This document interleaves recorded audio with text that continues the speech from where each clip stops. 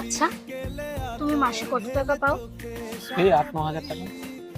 শোনো, আমি যদি একটা বাড়ি কাজ করে 2,000 টাকা পাই, তাহলে 5টা বাড়িতে কাজ ধরলে হবে 10,000 টাকা। তোমার 10,000 টাকা, আমার 10,000 টাকা মিলে হলো 20,000 টাকা।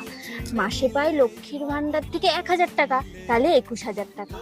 ওখান থেকে প্রতি মাসে যদি আমরা পুচকির জন্য সুকন্যা যোজনাতে 5,000 টাকা রেখে দিই, তাহলে আমাদের সংসার খরচা থাকে 16,000 টাকা।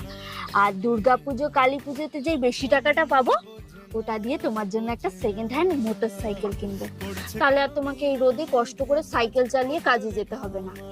আর পুচকির বিয়ে আর পড়াশোনার খরচা নিয়েও আমাদের মাথায় কোনো চিন্তা থাকবে না। এবার সংসার খরচা বাঁচিয়ে যেই টাকাটা থাকবে, ওটা দিয়ে আর আবাস যোজনায় নাম লিখিয়ে ওখান থেকে টাকা পেয়ে আমরা একটা সুন্দর দেখে বাড়ি বানাবো। তারপর দুজন মিলে সারা জীবন ওই বাড়িতে একসাথে সুখে কাটাবো।